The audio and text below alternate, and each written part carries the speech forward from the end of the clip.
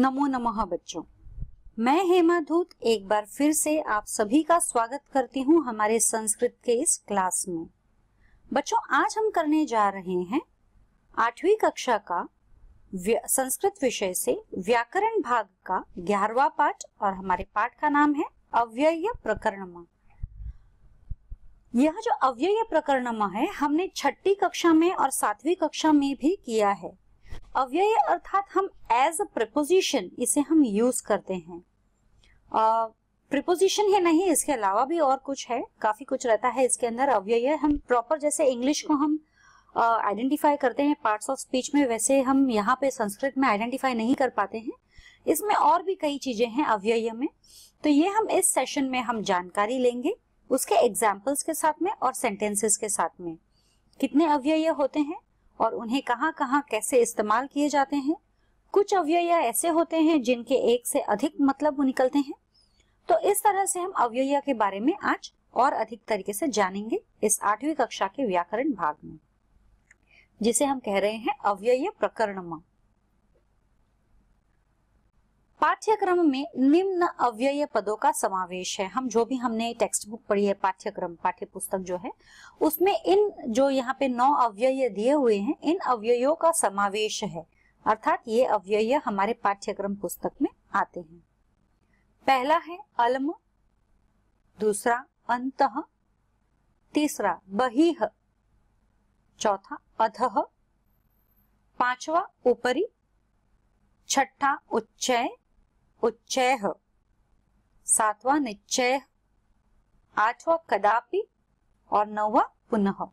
तो ये हमारे अव्यय पद है। अब ये कहाँ कहाँ कैसे कैसे इस्तेमाल होते हैं, इनका अर्थ क्या है, हम जानते हैं आगे।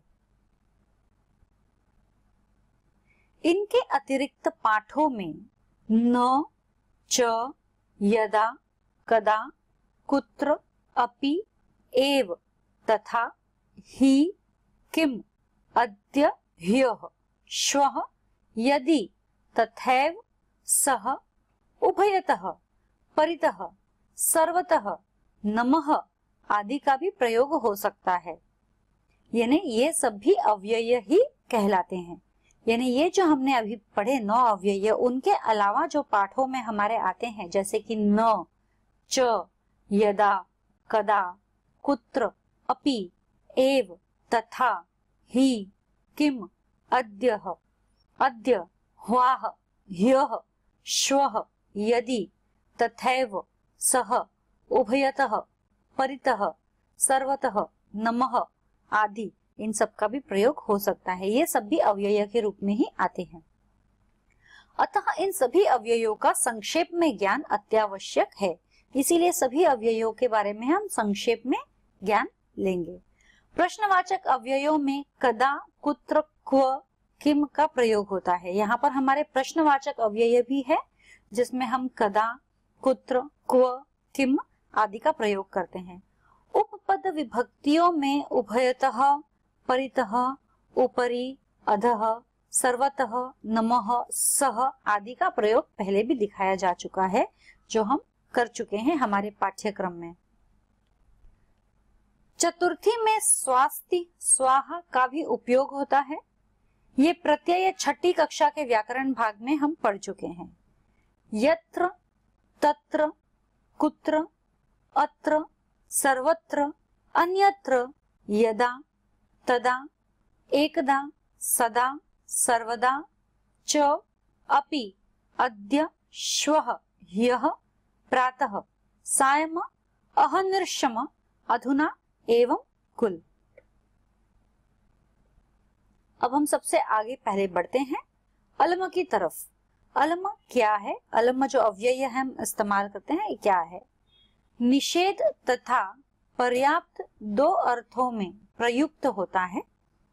निषेध तथा पर्याप्त 2 अर्थों में प्रयुक्त होता है। यानी अलम का अर्थ 2 होता है। एक होता है निषेध, अर्थात हमें नहीं करना है, और पर्याप्त यानी कि बस हो गया, सफिशिएंट है। तो निषेध अर्थ में तृतीया तथा पर्याप्त अर्थ में चतुर्थी का प्रयोग होता है। तृतीया विभक्ति हुआ तो अर्थात निषेध है, और चतुर्थी विभक्ति का प्रयोग हुआ तो अर्थात पर्याप्त है।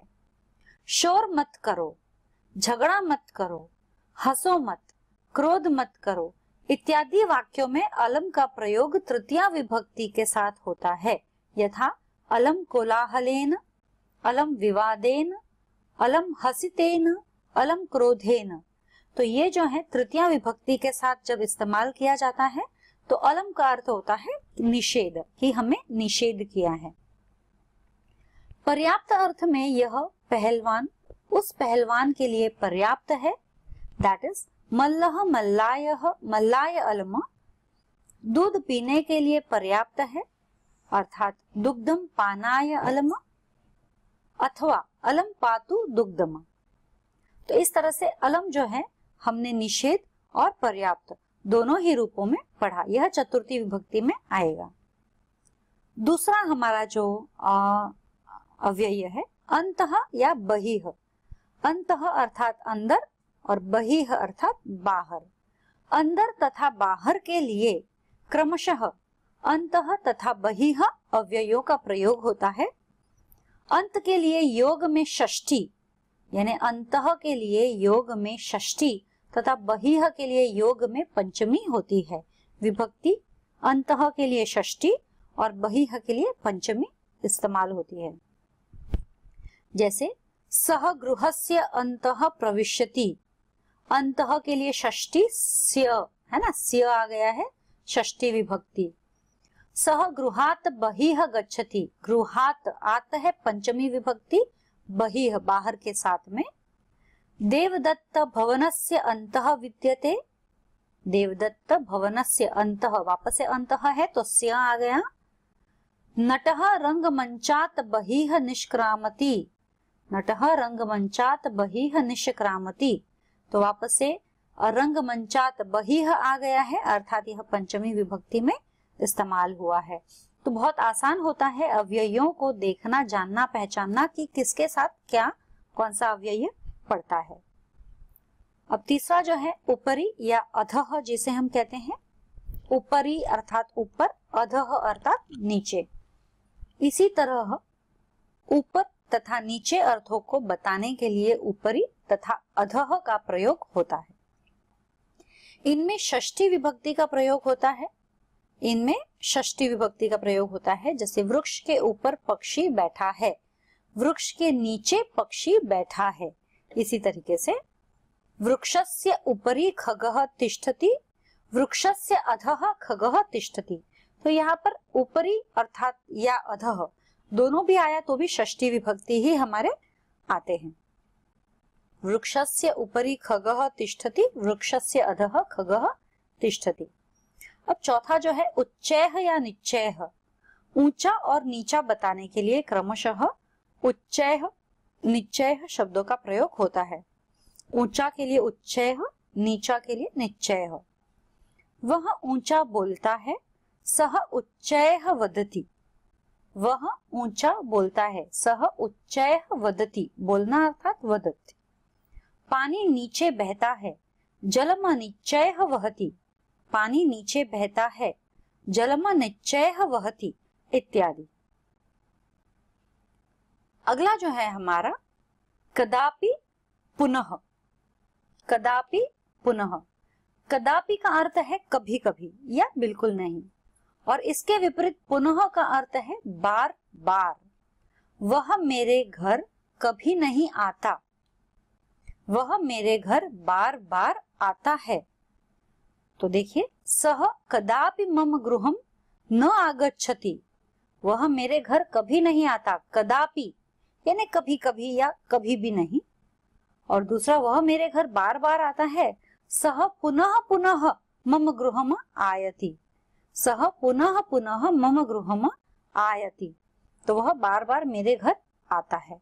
तो इस तरह से कदापि और पुनः के ये हमारे सेंटेंसेस के हिसाब से हमने ये बनाए हैं। इनके अर्थ कदापि अर्थात कभी कभी या कभी नहीं, और पुनः अर्थात बार बार, निरंतर। जैसे ये हमारा आखिरी स्लाइड है, उसने एक गीत गाया, पुनः दूसरा गीत गाया। सह एकम गीतम अगायत, पुनः अपरम गीत अगायत। तो पुनः अर्थात दोबारा से, बार बार उसने एक गीत गाया, पुनः दूसरा गीत गाया। सह एकम गीतम अगायत पुनः अपरम गीतम अगायतम। उसने कभी झूठ नहीं बोला, कभी भी नहीं, यानी सह कदापि असत्य न अवदत, उसने कभी भी झूठ नहीं बोला। सह कदापि असत्यम न अवदत। तो यह जो है हमने किस तरह से पुनः और कदापि इनको इस्तेमाल किया है अव्यय के रूप में सेंटेंस फॉर्मेशन में। So what did we learn today? बच्चों आज हमने क्या सीखा? आज हमने सीखा कि किस तरह से अव्ययों का प्रयोग हम विभक्ति के अनुसार कर सकते हैं या अव्यय के अनुसार हम विभक्ति पहचान सकते हैं। तो हमने कुछ 9 प्रकार के अव्यय आज किए थे इसके अंदर, जिसमें ऊपर, नीचे, अंदर, बाहर, कदापि, अलम, इस तरह से और कई, और इसके अलावा भी जो कई अव्यय हैं जो पाठ में हमें आते हैं उनके बारे में भी हमने इस चैप्टर में पढ़ा है। तो आज का यह हमारा सेशन यहीं पर समाप्त होता है। अव्यय प्रकरणम का एक और सेशन है जो मैं लाऊंगी अगले सेशन में। तब तक के लिए धन्यवाद, शुभ दिन, फिर मिलेंगे अगले सेशन में। धन्यवाद।